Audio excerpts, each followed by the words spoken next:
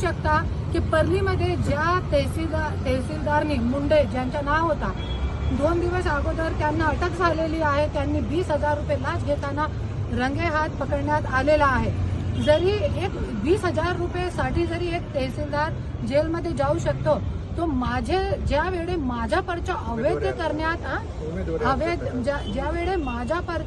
करण्यात आला होता त्यावेळे धनंजय मुंडेंनी त्यांना किती पैसे दिले होते हे पण कोर्टामध्ये लोकांच्या समोर येईल. क्योंकि ज्या वेळे छाननीच्या दिवशी मी निवेदन दिला होता, तहसीलदार जे मुंडे तहसीलदार आहे त्यांना मी निवेदन दिला होता की धनंजय मुंडेचा पर्चा अवैध आहे आणि जे कोर्टामध्ये आम्ही पिटिशन टाकलेला हे सगळी मागणी त्याच्यामध्ये आम्ही दिली होती.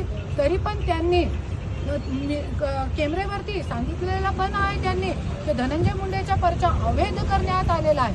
तरी पण मी जसंच बाहेर गेली तसंच वैध झाला पर्चा आणि जे माझा पर्चा आहे ते अवैध झाला. रिटर्निंग ऑफिसरला हे अधिकार नसते की हे साईन जे आहे ते सूचकची आहे की नाही आहे.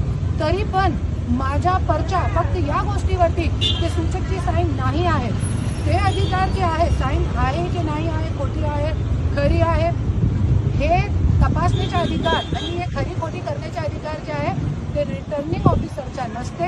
हे गोष्टी आणि धनंजय मुंडेने जे गुंडागर्दी करून दमदाटी करून आणि तुम्हाला माहिती आहे एक ॲडव्होकेटला जाधव ॲडव्होकेट जे होते त्यांच्यासोबत पण जे मतदान केंद्राचे बाहेर मारहाण पण झाली होती. हे सगळे मुद्दे जे आहेत ते आम्ही कोर्टामध्ये दिलेले आहे आणि 100% मला खात्री आहे की मला न्याय भेटणार आणि भेटणार.